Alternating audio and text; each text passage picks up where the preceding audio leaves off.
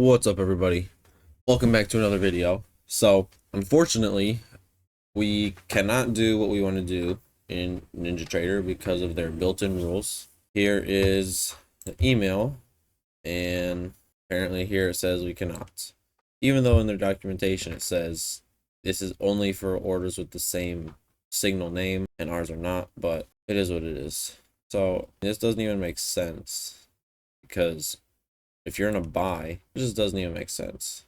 If you're in a buy, you're setting, right, a stop limit here, and you're setting a sell limit here and a sell stop here. So why can't you set a sell limit with more contracts, essentially?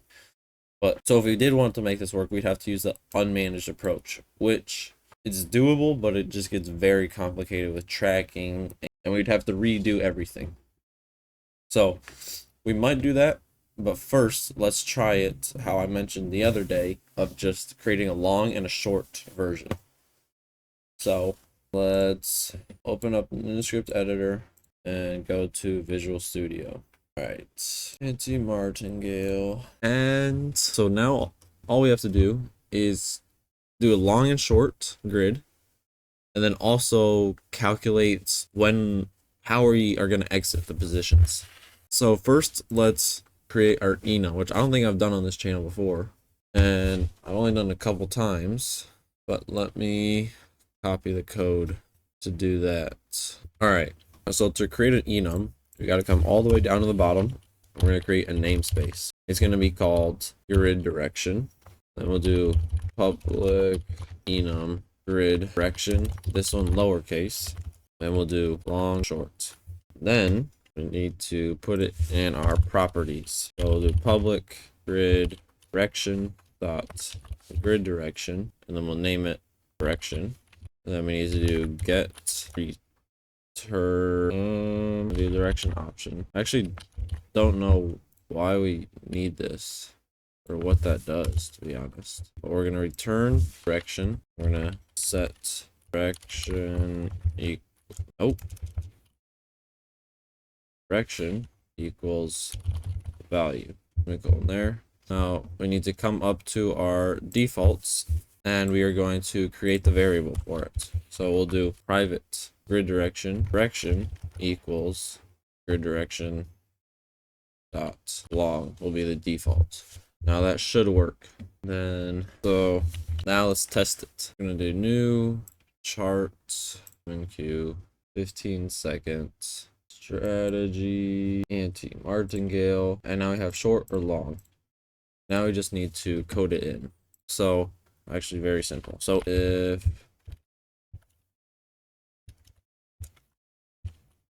if direction equals direction dot long, then we execute the longs. Else, no, did that wrong. Else if direction, then we execute these. All right, that should do it. So make our profit grid 50, stop loss grid will be 75 long, and then we're gonna add another. It's gonna also be 75, 50, but now it's gonna be short. So let's do apply, and so now on the next bar they both should trade. But let's see. Once the next bar is printed, it should put everything. All right, there we go. So it looks like it is working. That is awesome. So let's see. So right, for our buy grid, we only set buys. So all these buys come based off our buy grid, and then all these buys as well. So that looks good. Then our sell grid is the same, right? Only sets sells. So now what we need to do is, one thing too is, see, we just got another bar, and it canceled all our orders and set new ones. So we need to change that first. Once we set them, we don't want to keep moving them every time. So let's go back to the code, and we're gonna put, we'll just do a simple one. Instead of tracking the orders, we'll just create boolean, do orders placed. If orders placed true, then we return. If it's false, then we keep going. Once we execute, we're gonna set orders placed equals true, orders placed equals true. Then we'll probably change this to do it based off the orders later, but we need to add some stuff first. Then if end of day current bar equals is last bar of session is on session close, exit on session seconds. What is it called? All right, so no, that wasn't it. All right, so we're gonna have to take a little bit different approach to this bool, and it's something we're gonna have to do anyway. So we're just gonna delete the bool for now, but we're gonna have to track all the orders, and this is gonna be how we're gonna exit our orders also. So first thing we need to do is create a cancel all the orders method. So all this I copied from the YouTube Martingale gold strategy. So if you have that, you can just copy it too, and we'll adjust it as we do. So first, we're going to input which order array we want to cancel all the orders for. We're going to go through every order. Then we'll do orders array I. If it's not null, then we cancel it. All right, next is our on order update, which can get confusing. So basically, anytime an order is canceled, filled, rejected, this method is going to be called. So first thing you need to do is, just because of NinjaTrader, you need to, if it's a historical order, you need to convert it to a real-time order. So that's just what this code is. So let's just adjust it real quick. All right, so how do I do this in an array? All right, so first we created this method to basically shorten converting all of our backtest orders into real-time orders. Then first thing we do is convert them all to real-time orders. Next, once an order is filled, we need to make the name null. So in our grid things, right, we're setting this value to our order. So that's how we can track our order, right? So then if we use this, we can track the order, whatever it is, name to this specific order that we set. So if it's null, that means if this string or whatever, if this order is null, that means that it was either canceled, rejected, filled, partially filled. There's all those options. If it's if it's filled, if it's null, that means it was never, the order is not there. So something happened to it. So don't think we need this, but now we just want to do, if an order is filled, we want to set it as null. So here, if we get a null, if an order is rejected, we print it. So if equals order state dot filled. Now what we need to do is, every time we fill a new order, we need to adjust our TP and stop loss. So we do, well, the first thing, if the order is filled, we're gonna do order equals null. That will just null the order. No, that's not what we want. Now we need to find exactly which order. So if it's in I is less than count I plus plus. So this will loop through all the I's, loop through all the orders, so we can see which order it is. So actually we're going to change how we're doing it again. So we're just going to delete everything in the orders. Having 4 orders array just makes it a lot more complicated than we have to. So all we're going to leave is to convert to real-time orders. So you're going to leave this method as it is, leave the cancel all pending orders, and we're going to use this. So our exit logic, basically, so to get that to work, we're going to have to get this in. So right, every time we are changing our TP or stop loss is when an order is filled, right? Because we don't move this until this order is filled. We don't move this till this order is filled. We don't move this till this order is filled. So we're going to have to use the on order update. And what we're going to do in here is, when this order is filled, we're going to calculate what our trailing stop price is going to be. When this order is filled, we calculate what our trailing stop price is going to be, our new one. When this order is filled, we calculate what our target is going to be. Same thing here, calculate what our target is going to be. So to do that, I just set up every time an order is filled to run through this logic, so we know exactly what order it is and where, and so we can calculate the correct target or trailing stop price. So first, if the order is filled, right, then it's going to loop through I 9 times, basically. That's all this is. We want I to loop through 0, 1, 2, 3, 4, 5, 6, 7, 8, 9. Then if this version of the strategy is only trading the buy grid, then if the order is a profit order or a set or a in drawdown order. So if it's a in profit order, we're gonna have a trailing stop. So we'll do trail stop price. But let's come up to the defaults and set that. So we'll have a double trail stop price and a target price. So let's come back here, and our trail stop price, right? We're gonna have to calculate that. Then if we're in drawdown, we're gonna have a target price. Now, same thing if we are in a sell grid, our profit is going to have a trail stop price. Our in drawdown is going to have a target price. Then from these, on every new bar, we're going to call our exit logic. And so if our close is greater than our target price, then we'll exit. And then we'll edit that a little bit once we get there. But now let's calculate our target and our trail stop price. So our trail stop price is just going to be our order.average fill price minus, let's create our property for the trail stop price. So in profit grid ticks. So now we'll do in drawdown, we have a target ticks. Then in profit, we have a trail ticks. So for our trail stop price, we're going to take the order average fill minus the trail grid ticks. Multiply that by master instrument tick size. And our target price is going to be order average fill price plus target grid. Yes. Now the opposite for ourselves. So our trail stop price is going to be order average fill price. So if we are selling, the trailing should be above. So we're going to do above trail grid ticks. Yep. And order average fill price minus trail minus target. Yes. All right.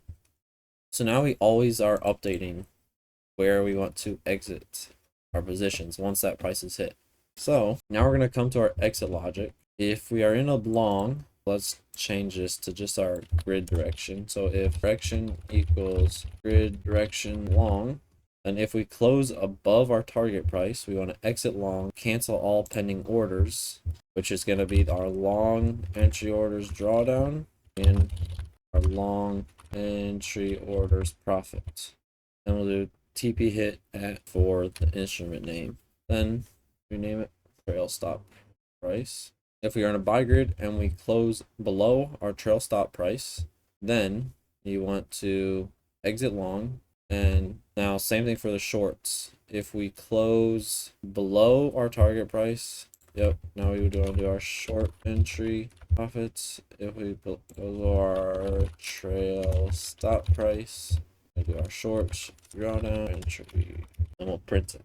Then, because we want this to run on every single bar, for every single tick, not just on a new candle. Because say we have we open a position here and the next candle closes here, then we're going to be closing, but way down here we want to close there. So this will not work on back testing, I'm pretty sure, but it'll work on live. So if is first tick of bar, if it is not the first tick of the bar, then we return. So this will make sure everything underneath there only runs on the first tick of the bar.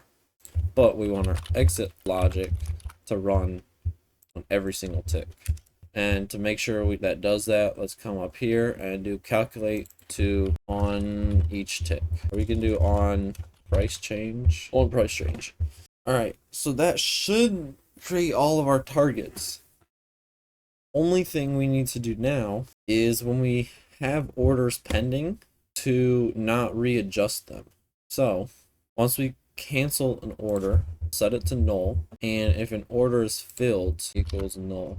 So now if we are flat and if any of our orders are null, if we're flat and just one is null, we want to go again.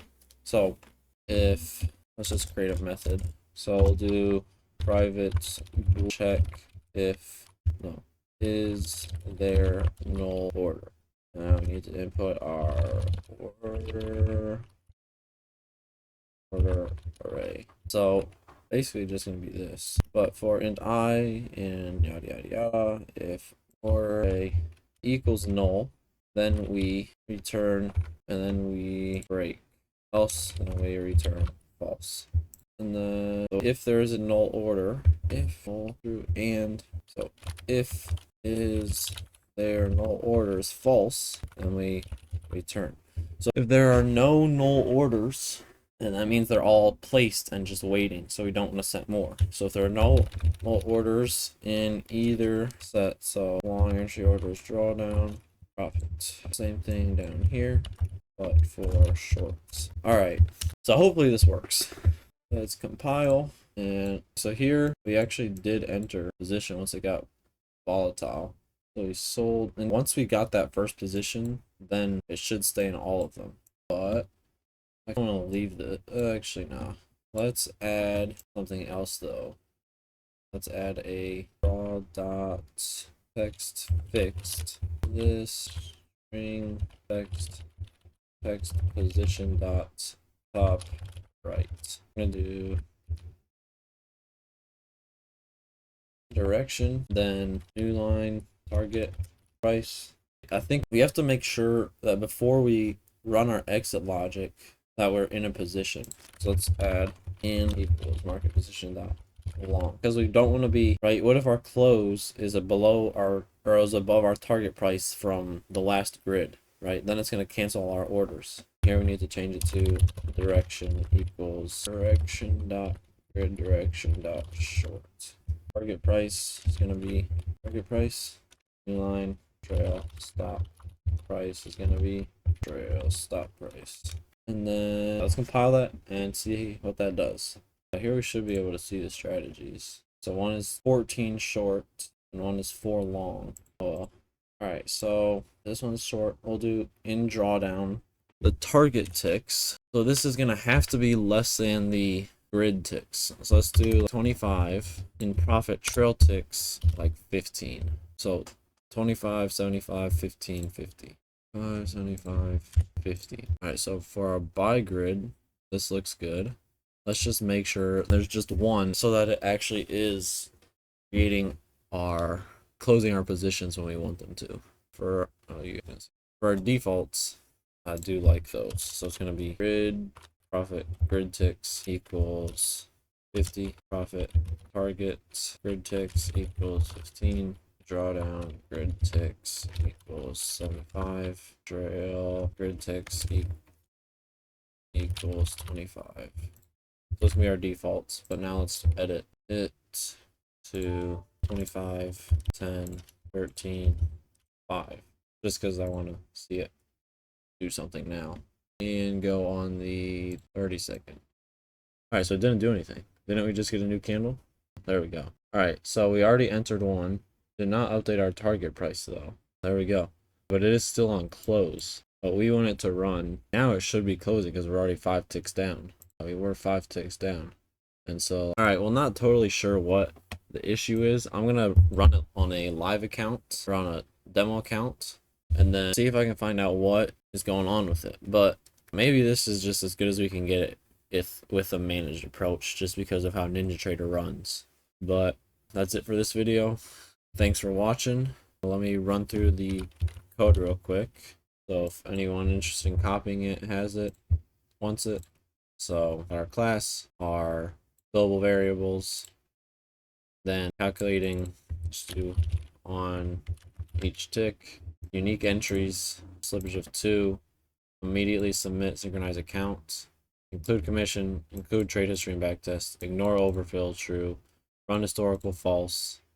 These are our inputs. We create all of our arrays, then make sure we have enough bars. Or run exit logic on every single tick. Then make sure it's only on each candle. Run all this on each candle. And basically all the rest is in the video. So that's it. Thanks for watching and peace.